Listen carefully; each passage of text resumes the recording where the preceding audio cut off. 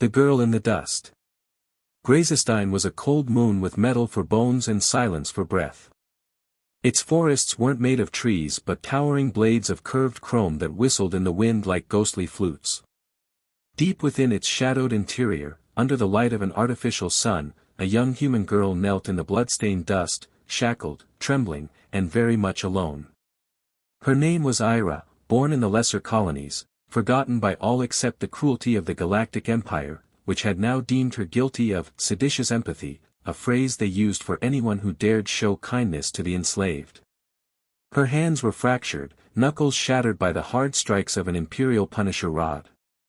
Her cheek bore a burn from a soldier's plasma gauntlet. Her lips were cracked from thirst, but no one came to give her water. Instead, the crowd of armored elites and laughing warlords surrounding her found amusement in her agony, taking turns declaring her fate while the planet's machines recorded it all for broadcast. Just another act of dominance to remind the outer systems that compassion would be met with steel. Above them all, atop a ledge of dark granite, stood a creature that none dared speak of in the present tense because they assumed it no longer lived. Corvine, the last of the Fenry Vulca, a species bred during the pre-Empire wars to annihilate entire cities with their bare claws, watched in utter silence. Red eyes burned like ancient coals under a shroud of dark fur streaked with ash and ice. They had called him many names, Death Fong, World Ender, the Ghost of Jackthol. And yet, in this moment, as he observed the suffering of the girl, a strange stillness overtook him. Something shifted, not in the world, but within him.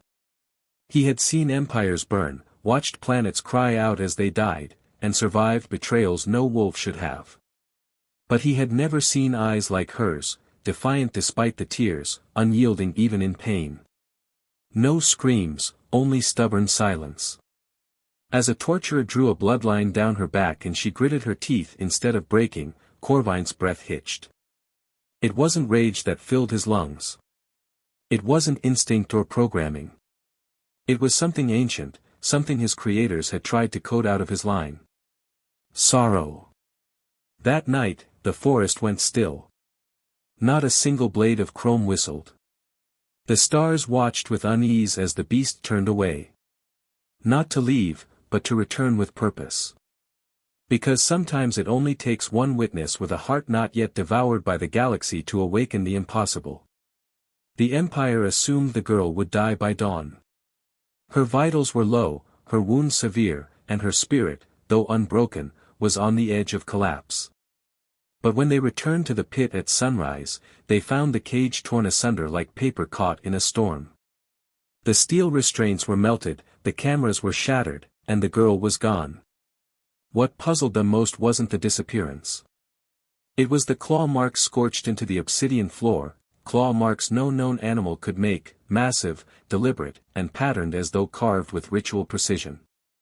Every soldier present exchanged silent looks. For deep in their genetic memory, they knew only one creature could leave marks like that. Sanctuary. Ayra awoke gasping inside a hollow, frostlit cavern, her body wrapped in the thick warmth of fur and moss. A strange heat pulsed nearby, heavy breathing, deeper than anything she'd heard before. She turned her aching head, expecting death, and instead found a pair of monstrous crimson eyes watching her, but not with hunger, not even with rage. The beast lay beside her, still, alert, and ready. She coughed, and a line of blood ran from her lip, but she managed to whisper the only thing her fading voice could summon. Why? Corvine said nothing. Of course he couldn't. But in that moment, he dipped his massive head and gently licked the wound on her hand. Not out of pity, not because he was tamed, but because for reasons he did not understand, he could not bear to see her suffer. In the deepest cold of the galaxy, under the weight of stars that never cared, the most feared beast in known space had made a choice no one expected. He had chosen not to kill. He had chosen to stay. And all across the network systems of the Empire, alarms began to buzz and blink with one chilling report. Target missing.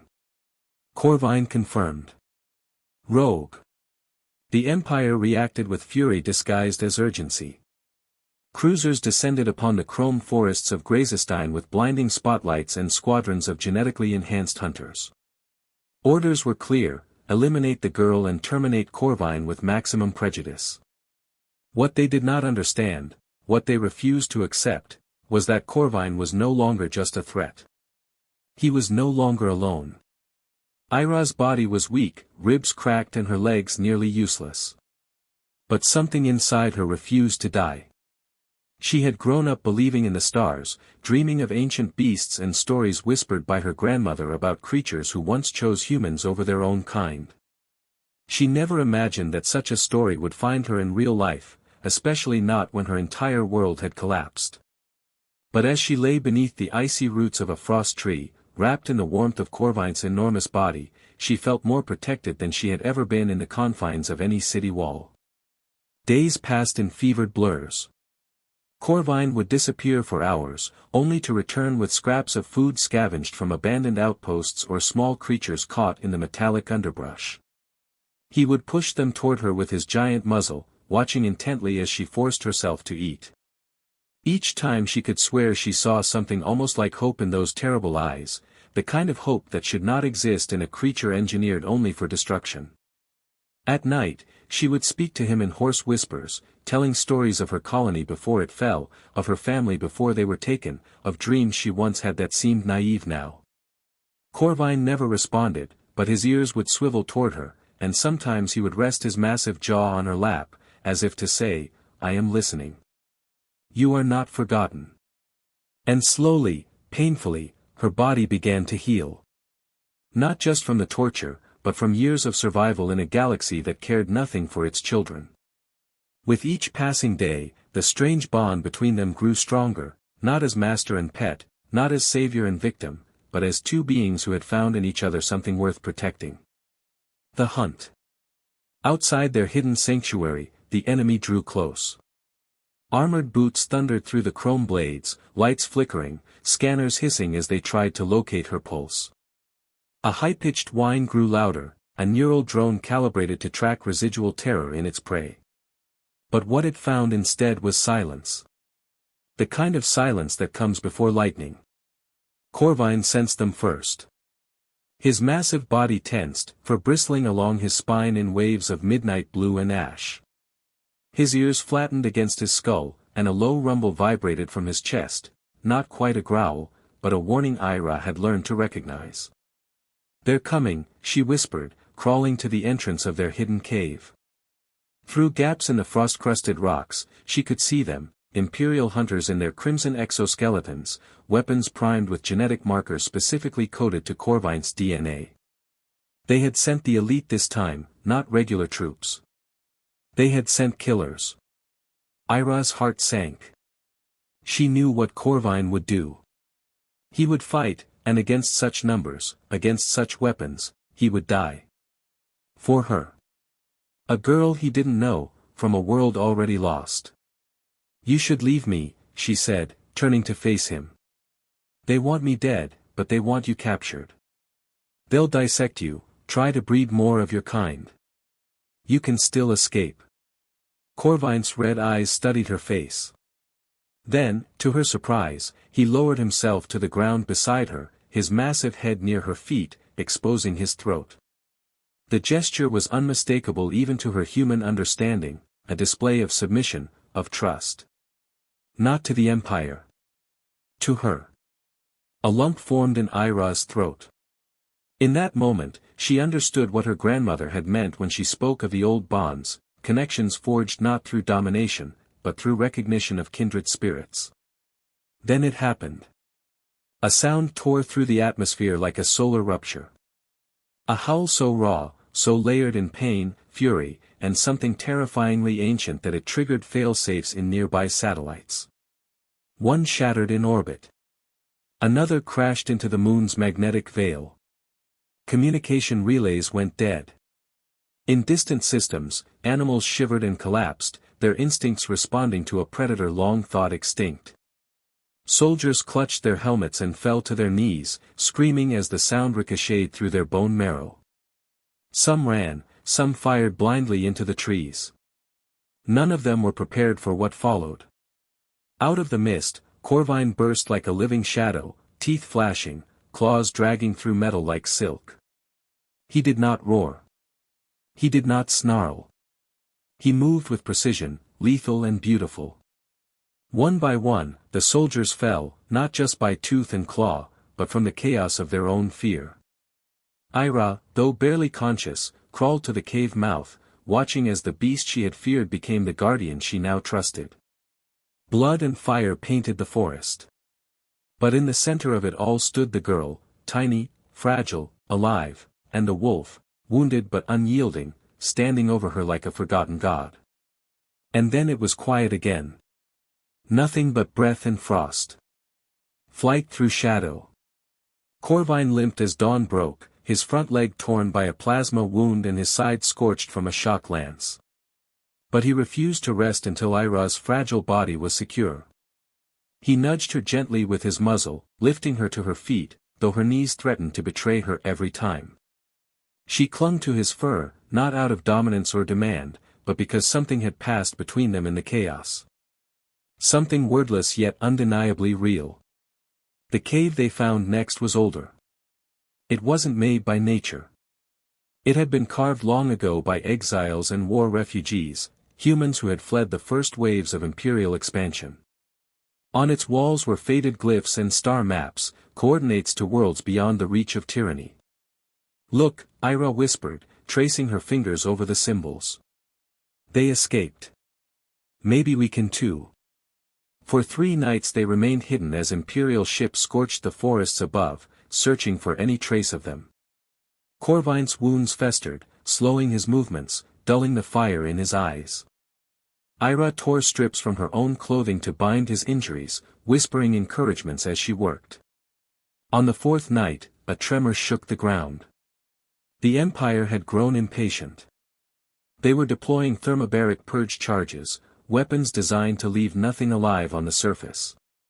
"We have to move," Ayra said, her voice stronger now, more determined. "There's a path here in these markings. It leads to underground tunnels, transport hubs the first settlers used."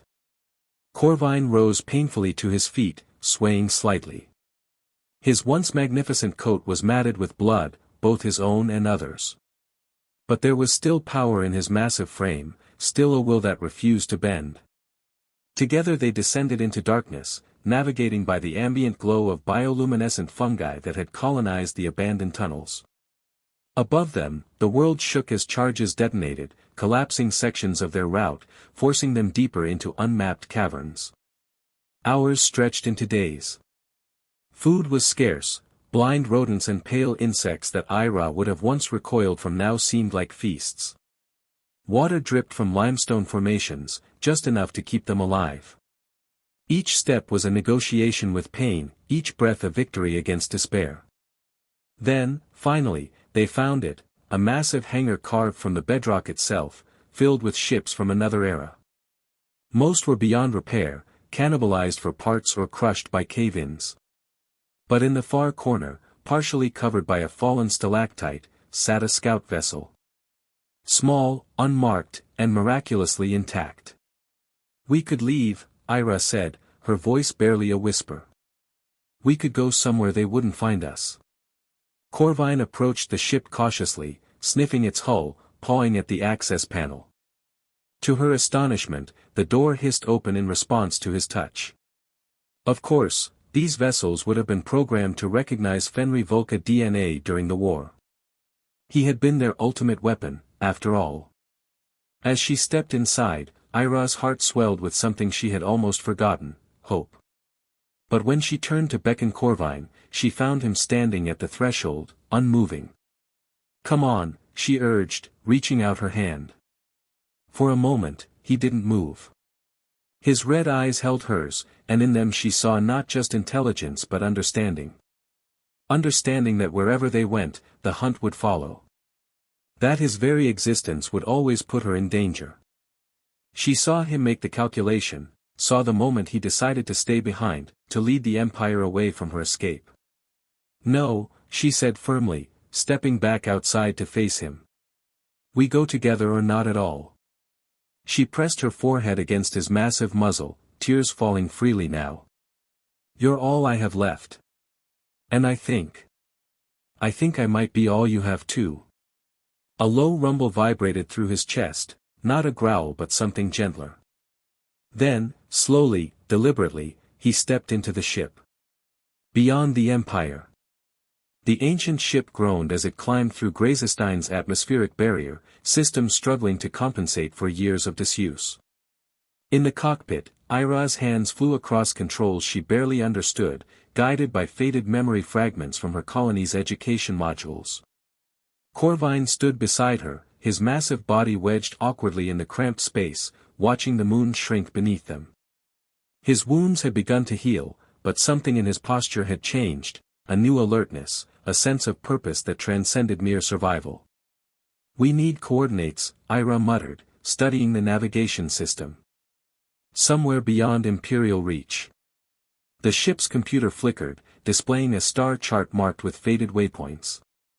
Most led to colonies now under Imperial control, but one, blinking faintly at the edge of the display, pointed toward the outer void, a region of space the Empire had declared uninhabitable. There, she decided, plotting the course. If it's so terrible, they won't follow us there. As the ship lurched into hyperspace, Ayra collapsed into the pilot's seat, exhaustion finally claiming her.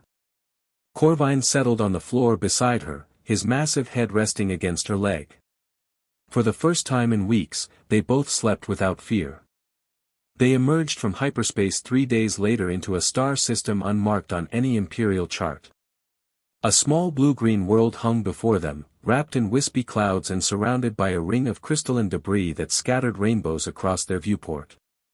The ship's sensors detected no signs of advanced technology, no transmission signals, nothing to suggest Imperial presence. But it also detected something else, life. Abundant, thriving life. Landing was treacherous. The ship, never designed for planetary descent, shuddered and sparked as they broke through the atmosphere. Systems failed one by one until Ayra was flying blind, guided only by instinct and Corvine's strange calm beside her. They crashed in a meadow of silver grass, the ship tearing a long gash through the soil before coming to rest at the edge of a forest unlike any Ayra had seen, trees with transparent trunks that pulsed with bioluminescent sap, flowers that sang in harmonic whispers, creatures that seemed made of living light darting between shadows. "We made it," Ayra whispered, pushing open the damaged hatch. The air that rushed in was sweet, untainted by industrial processes or war. Corvine leapt from the ship, landing silently in the grass, his massive head lifting to scent the wind. For a moment he stood frozen, as if overwhelmed by the sensory information. Then he began to change. It started with his eyes, the burning red dimming to amber, then warming to gold. His fur, once midnight black streaked with battle scars, rippled as new growth emerged, rich brown tinged with silver at the edges. His massive form seemed to settle, the perpetual tension of a weapon always ready to strike finally easing. Ayra watched in wonder as the transformation completed. Before her stood not the Empire's monster, not the terror of 1,000 battlefields, but something older, more primal, a wolf as nature had intended, before humans had twisted genetics to serve war. "You're free," she realized, reaching out a trembling hand. Corvine approached slowly, pressing his muzzle against her palm. Then he turned toward the forest, took several steps, and looked back at her expectantly. Understanding dawned. This wasn't just an escape, it was a beginning. 6 months later, Imperial scouts would report finding the wreckage of an unregistered vessel on Graisystein, crushed beyond recognition by purge charges. They would declare both targets eliminated, the threat contained, the hunt concluded. They would never think to look beyond the boundaries of their maps, to a world where a girl and her wolf built a life among the light trees. They would never know how Ayra's knowledge of human medicine combined with the planet's natural remedies to heal both their wounds, or how Corvine's protective instincts expanded to include the strange, gentle creatures native to their new home. They would never witness how, over years, others found their way there, refugees, deserters, the forgotten and hunted. How a settlement grew around the crashed ship, a place where stories were told of the Empire's cruelty and of the unexpected allies that could be found in the darkness. And they would never understand the sight that greeted newcomers to this hidden world, a young woman standing at the settlement's edge, her once broken hands now strong and sure, and beside her, a wolf with golden eyes, both of them guardians of something the Empire had never valued. A second chance. The end.